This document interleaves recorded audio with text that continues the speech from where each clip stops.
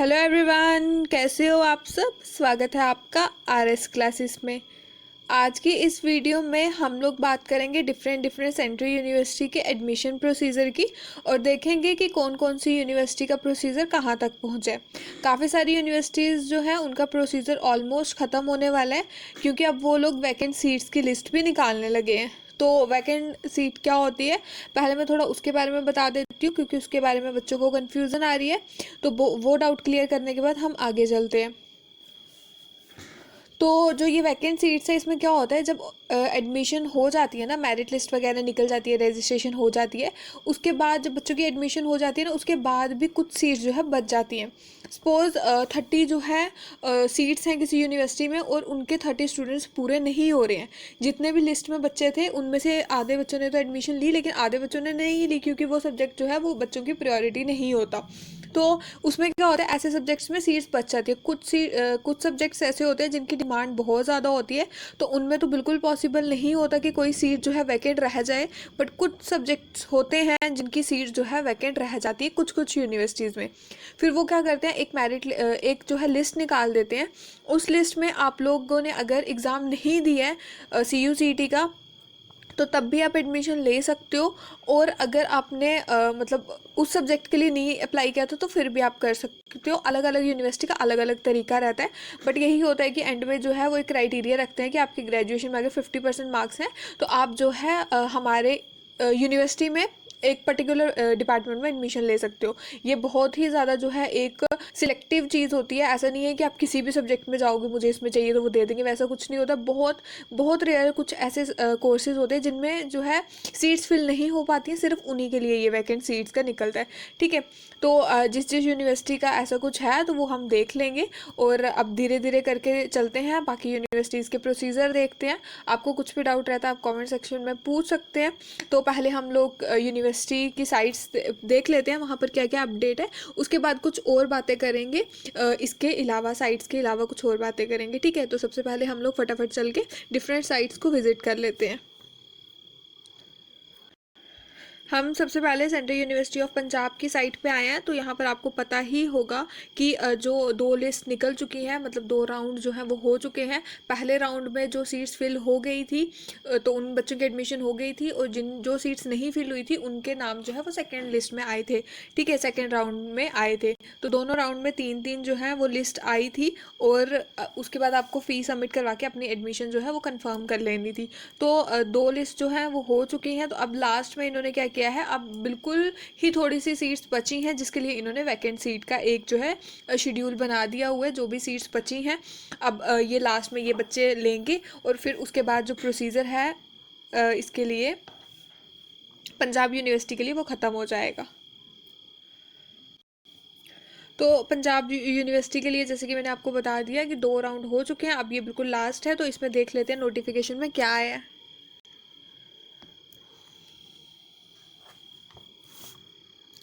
तो यहाँ पर इन्होंने ये लिखा है कि ये सेकेंड और लास्ट ऑनलाइन काउंसलिंग शेड्यूल जो है वो रहेगा। लास्ट भी लिखा है इन्होंने, तो आप समझ सकते हैं कि लास्ट है।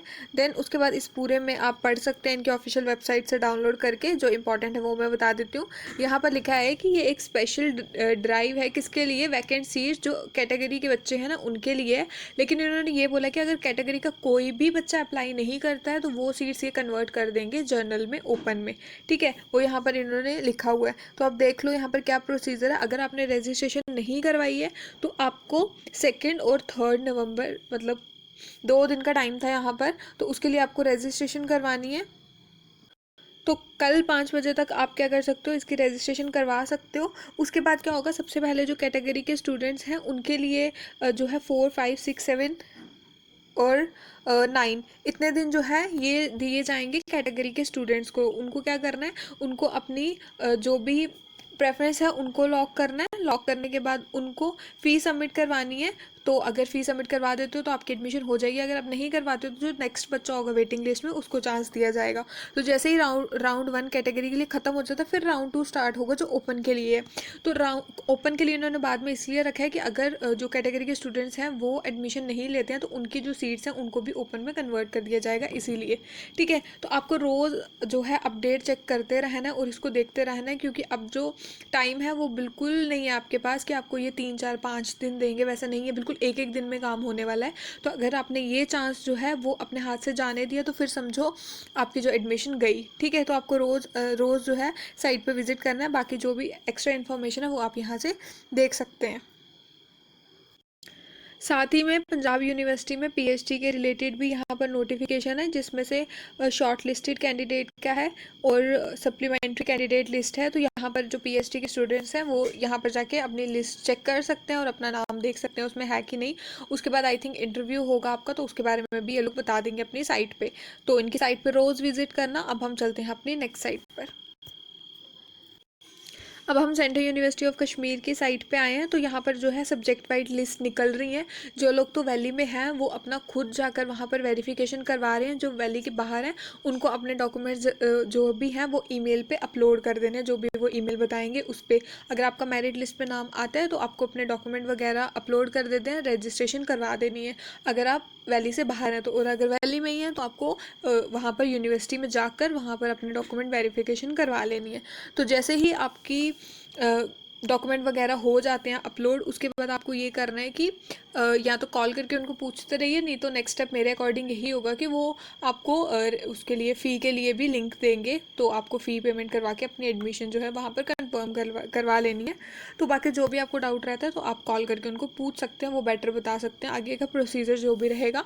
बट फ़ी देंगे आप इसके बाद, उसके बाद एडमिशन हो जाएगी जितना मुझे लगता है। अब हम नेक्स्ट साइट पर चलते हैं। अब हम सेंट्रल यूनिवर्सिटी ऑफ केरला की साइट पे आए हैं। यहाँ पर रजिस्ट्रेशन प्रोसीजर जो है वो कंप्लीट हो चुका है। अब जल्दी ही काउंसलिंग का स्टार्ट हो जाएगा, जो मेरिट लिस्ट वगैरह है वो आई थिंक आना स्टार्ट हो जाएगी और फिर आपको वहाँ पर फ़ी पेमेंट करके अपनी जो एडमिशन है वो कंफर्म कर लेनी है। तो यहाँ पर अभी तक कोई अपडेट नहीं है, जल्दी ही आज नहीं तो कल तक 1 2 दिन में आ जाएगा। यहाँ पर नेक्स्ट जो भी स्टेप होगा, जो एक रजिस्ट्रेशन का स्टेप था वो कम्प्लीट हो चुका है। तो अब केरला के लिए फ़िलहाल के लिए कोई अपडेट नहीं है, तो आप ऑफिशियल साइट विजिट करते रहना, आपको पता चलता जाएगा। अब हम नेक्स्ट साइट पर चलते हैं। अब हम सेंट्रल यूनिवर्सिटी ऑफ राजस्थान की साइट पर आए हैं। तो यहाँ पर आप देख सकते हो, यहाँ पर प्रोविजनल लिस्ट जो है वो स्टूडेंट्स की इन्होंने डाली है यहाँ पर यूजी पीजी दोनों के लिए। तो यहाँ पर जो राजस्थान है इसका प्रोसीजर ये था कि पहले आपको फ़ी पेमेंट कर देनी थी परसेंटाइल के बेसिस पे। परसेंटाइल भी इनकी साइट पे आ गई थी, आपको फ़ी पेमेंट कर देनी थी।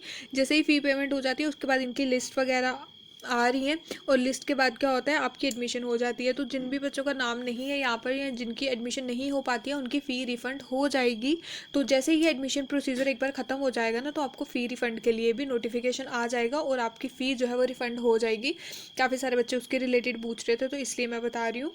बस इनका भी एडमिशन प्रोसीजर जो है वो ख़त्म होने वाला है, जैसे ही ख़त्म हो जाएगा वैसे ही फ़ी रिफ़ंड के लिए भी आ जाएगा। ठीक है, बाकी आप कॉल करके तो पूछ ही सकते हो। अब हम नेक्स्ट साइट पर चलते हैं। अब हम सेंट्रल यूनिवर्सिटी ऑफ झारखंड की साइड पे आए हैं। तो इनका ये था कि 6 नवंबर से रजिस्ट्रेशन स्टार्ट होनी थी, जो अभी तक नहीं हुई है। तो जैसे ही 6 नवंबर होगा तो रजिस्ट्रेशन स्टार्ट हो जाएगी। मैं आपको बता दूंगी, आप कम्युनिटी में जाके देखते रहना, तो मैं वहाँ पर बता दूंगी जब भी ऐसा कुछ होगा, अगर वीडियो नहीं बना पाई तो बाकी आप देख सकते हैं झारखंड में अभी कोई भी कुछ भी स्टार्ट नहीं हुआ है, सिर्फ एक नोटिस आया था कि 6 से जो है वो रजिस्ट्रेशन स्टार्ट हो जाएगी। अब नेक्स्ट साइट पर चलते हैं। अब हम सेंट्रल यूनिवर्सिटी ऑफ गुजरात की साइट पे आए हैं। इनकी 2 लिस्ट जो है वो ऑलरेडी आ चुकी हैं, अब ये 3rd मेरिट लिस्ट है। तो आप इसको भी चेक कर लें कि 3rd मेरिट लिस्ट में आपका नाम है कि नहीं है। जब आपका नाम होगा यहाँ पर तो वो आपको फ़ी वगैरह जो भी प्रोसीजर होगा आगे का वो आप पे करके अपनी एडमिशन ले सकते हैं। ठीक है, तो लिस्ट में जिन भी बच्चों का नाम होगा तो वो आगे के प्रोसीजर के लिए तैयार रहें और अपना नाम सबसे पहले देख लें कि है कि नहीं है। ठीक है, तो आज ही ये 3rd लिस्ट जो है ये आई है, तो आप साइट पर जाके अपनी लिस्ट जो है डाउनलोड करके अपना नाम उस पर चेक कर लें। ठीक है, ये सेंट्रल यूनिवर्सिटी ऑफ गुजरात की बात थी। अब नेक्स्ट साइट पर चलते हैं। अब हम सेंट्रल यूनिवर्सिटी ऑफ तमिलनाडु की साइट पे आए हैं।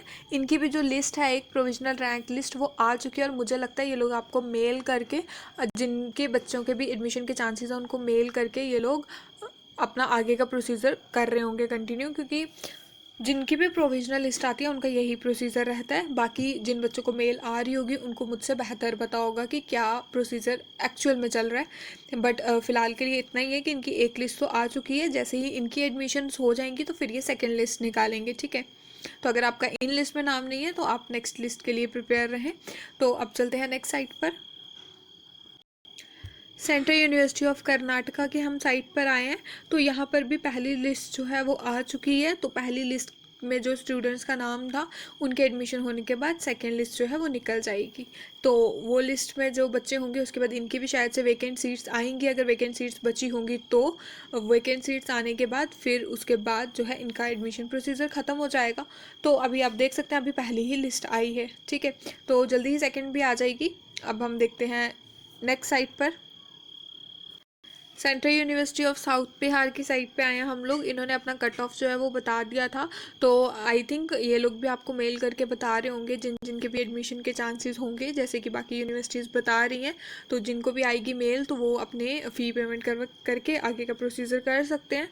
तो इनमें अभी तक कट ऑफ की जो कट ऑफ मार्क्स हैं वो आए थे। तो आप देख सकते हैं कि कितना वेरी करता है। कोई यूनिवर्सिटी जो है वो मेरिट लिस्ट निकाल रही है, कोई प्रोविजन निकाल रही है, कोई कट ऑफ लिस्ट निकाल रही है, कोई परसेंटाइल निकाल रही है। तो बहुत जो है डिफरेंस रहता है हर यूनिवर्सिटी के प्रोसीजर का। तो बहुत मुश्किल हो जाता है प्रिडिक्ट करना कि जो आपकी यूनिवर्सिटी है जिसके लिए आपने अप्लाई किया है तो वहाँ पर नेक्स्ट स्टेप क्या रहेगा, क्योंकि हर यूनिवर्सिटी का अपना प्रोसीजर है। जब तक कुछ भी ऑफिशियल नहीं आता तो तब तक हम पूरी श्योरिटी के साथ कुछ भी नहीं कह सकते। तो जैसे कि यहाँ पर अभी तक नहीं बताया है कुछ भी इन्होंने। पहली लिस्ट जो कट ऑफ लिस्ट है वो आ चुकी है। तो आप देखते हैं नेक्स्ट जब भी कुछ भी ऑफिशियल आएगा मैं बता दूंगी आपको, तो उससे आपको पता चल जाएगा नेक्स्ट स्टेप क्या है, ठीक है। नेक्स्ट साइट पर चलते हैं अब। यहाँ पर देख सकते हैं हम हरियाणा की साइट पे आए हैं। तो यहाँ पर आरपी के लिए जो है रजिस्ट्रेशन करने को बोल रहे हैं और साथ में ही पेमेंट करने को बोल रहे हैं जो सेकेंड राउंड में जिनका भी नाम था उनको। तो नेक्स्ट अगर थोड़ा नीचे चले जाते हैं तो यहाँ इंपॉर्टेंट इन्फॉर्मेशन में आप देख सकते हो यहाँ पर सेकेंड लिस्ट जो है वो आ चुकी है। और उसके बाद यहाँ पर जो फर्स्ट लिस्ट की जो वैकेंट सीट्स थी वो भी इन्होंने बता दी हैं। तो आप इनके ऑफिशियल साइट पर क्लिक करके आप पूरा पढ़ सकते हैं। तो अभी हमने बहुत सारी यूनिवर्सिटीज़ का देखना है इसलिए हम जल्दी जल्दी आगे आगे चलेंगे, हर यूनिवर्सिटी की डिटेल में नहीं जा सकते। तो यहाँ पर मैंने बता दिया सेकेंड लिस्ट है तो आप जाके इसको देख सकते हैं। अब हम नेक्स्ट साइट पर चलते हैं। सेंट्रल यूनिवर्सिटी ऑफ उड़ीसा की साइट पर आए हैं। तो इनका प्रोसीजर ऑलमोस्ट ख़त्म है। यहाँ पर जिन बच्चों ने CUCT का एग्ज़ाम नहीं दिया था बट उनके पास रोल नंबर है तो उनके बेसिस पर यहाँ पर एडमिशन के लिए जो है इन्होंने बोला है। कुछ कोर्सेज़ हैं, सभी में आप नहीं ले सकते। आई थिंक इंग्लिश था, MA इंग्लिश, हिंदी और भी कुछ सब्जेक्ट्स थे कि आपकी ग्रेजुएशन में 50% है तो आप, और कैटेगरी के लिए शायद 45% है तो आप जो है एडमिशन ले सकते हैं। तो इसको क्लिक करके आप डिटेल में पढ़ लेना। तो यहाँ पर जिनके पास भी CUCT का स्कोर कार्ड है ना तो वो लोग एडमिशन ले सकते हैं, ठीक है, अगर आप अप्लाई कर लेते हैं तो। इसको अगर आपको डिटेल में पढ़ना हो तो आप वहाँ पर क्लिक करना और पूरा नोटिफिकेशन डिटेल में पढ़ लेना, आपको इजीली समझ आ जाएगा। और देन एक है यहाँ पर waiting list for admission 20 and 21। तो इसको भी देख लेना, जो वेटिंग लिस्ट के में स्टूडेंट्स होंगे उनका नाम भी देख लेना। तो फिलहाल के लिए यही दो जो है वो लेटेस्ट अपडेट आए हैं इनकी साइट पर। एक तो जिनके पास भी स्कोर कार्ड है वो एडमिशन ले सकते हैं, ठीक है, तो इसको भी आप लोग देख लेना। नेक्स्ट जो है हम अपनी आज की लास्ट साइट पर चलेंगे और उसके बाद हम कुछ बात करेंगे। अब ये जो हम लास्ट साइट पर आए हैं ये सेंट्रल यूनिवर्सिटी ऑफ जम्मू की साइट है और यहाँ पर कुछ भी न्यू नहीं है, बस ये एक प्रोविजनल लिस्ट इन्होंने निकाल दी थी। तो उसी के बाद मुझे नहीं लगता यहाँ कोई नोटिस आया क्योंकि मुझे नहीं दिखा यहाँ पर कुछ भी नोटिस। तो जिन भी बच्चों के एडमिशन के चांसेस बन रहे हैं उनको ये कॉल करके बोल रहे हैं कि आप एडमिशन करवा सकते हैं। तो बाकी यहाँ पर और कुछ भी नहीं है इनके ऑफिशियल साइट पर। जब भी कुछ ऑफिशियल साइट पर आएगा वो मैं बता दूँगी। अगर आपको मेल या कॉल आता है तो उसके बाद आप अपने आगे का प्रोसीजर कर सकते हैं। लेकिन अगर आपको कोई भी मेल नहीं आता है तो फिर इसका मतलब ये है कि आपके एडमिशन के चांसेस नहीं है। बाकी आप उनको कॉल करके पूछ सकते हैं। अब मुझे पता है कि हेल्पलाइन नंबर पे कॉल करो नहीं उठाते हैं, बहुत प्रॉब्लम होती है, मुझे पता है। बट हमारे यहाँ का सिस्टम ही कुछ ऐसा है, एजुकेशन सिस्टम थोड़ा हिला हुआ है, मुझे पता है। तो बड़ा इशू रहता है। मुझे खुद भी कई बार कॉल करना होता है तो पूरा पूरा दिन कॉल करते रहो, वो पिक ही नहीं करते हैं। एक बार रिंग जाती है, दूसरी बार बोलते हैं बिजी है। तो ये प्रॉब्लम सभी को फेस करनी पड़ती हैं। तो जो ऑफिशियल जो नंबर इन्होंने दिए होते हैं, कुछ यूनिवर्सिटीज़ वाले तो इजीली पिक कर लेते हैं, एक दो बारी में ही कर लेंगे, कुछ नहीं पिक करते हैं। तो ये ड्रॉबैक है एक, ठीक है। तो उसमें हम कुछ नहीं कर सकते। तो बस फ़िलहाल के लिए और बाकी वो सीट्स का जो था कि प्रॉस्पेक्टस पे कुछ लिखा है और फिर बाद में सीट्स कम कर रहे हैं ये लोग, हम लेकिन क्या कर सकते हैं, क्योंकि ये ऑफिशियल काम है। अब ऊपर से एक तो हम पर्सनली यूनिवर्सिटी जाके पूछ नहीं पा रहे इस टाइम पे, जो भी है ऑनलाइन है, और वो कॉल ही नहीं पिक करेंगे तो हम किन को पूछेंगे, और वो पूरी बात भी नहीं करते हैं, पिक भी कर लेते हैं तो बीच में काट लेते हैं। ये मैं एज अ स्टूडेंट आपसे बात कर रही हूँ, क्योंकि ऐसी चीज़ें हमें भी फेस करनी पड़ती हैं। तो अभी फ़िलहाल इन चीज़ों की टेंशन छोड़ के, कल को जब आपकी कहीं जॉब लग जाएगी, आप कुछ अच्छी पोस्ट पे होंगे, तो आप ये कोशिश करें कि जो प्रॉब्लम आपने फेस की है वो कोई और ना फेस करे। हम सिर्फ इतना कर सकते हैं, हमारे हाथ में सिर्फ इतना है कि कल को अगर हम किसी ऐसी पोस्ट में बैठे हैं तो हम कभी भी किसी भी स्टूडेंट को या फिर कोई और भी जिसको हमारी हेल्प चाहिए उसके लिए कभी हम ना ना कहें। हमें सिर्फ इतना जो है वो हमारे हाथ में है। बाकी फ़िलहाल अभी जिनके हाथ में पावर है, जिनके हाथ में ये है कि वो बच्चों को ना ऐसे टाइम वेस्ट करवाएं, उनको सही इन्फॉर्मेशन दें, अगर वो अच्छे से अपना काम नहीं कर रहे हैं इसका मतलब ये नहीं है कि हम भी ना करें। तो मेरी तरफ से मैं आपको इतना ही कहना चाहती हूँ कि जो भी आप प्रॉब्लम फेस कर रहे हैं मैं वो समझ सकती हूँ, लेकिन बात यही है कि हम अभी कुछ कर नहीं सकते इसमें। या अगर हम यूनिवर्सिटी जाते, खुद जाते, तो हम वहाँ पर एक से पूछते, एक टीचर से, दो से, तीन से, एटलीस्ट कोई तो हमें ठीक से रिप्लाई करता। बट अभी यही है कि वो कॉल नहीं पिक कर रहे हैं। तो आप जो है अपना डीमोटिवेट ना हो। जिनकी एडमिशन्स हो गई हैं उनको कॉन्ग्रेचुलेशंस, बहुत अच्छी बात है, आपकी एडमिशन हो गई है।